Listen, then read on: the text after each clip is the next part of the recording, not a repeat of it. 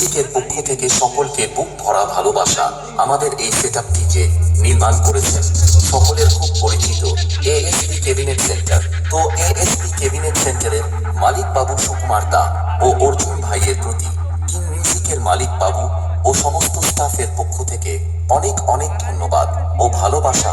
এবার সকলের অপেক্ষার বাদ ভেঙে ডিজে রাম রিমিক্স এর নতুন একটি চমক শুরু করা যাক।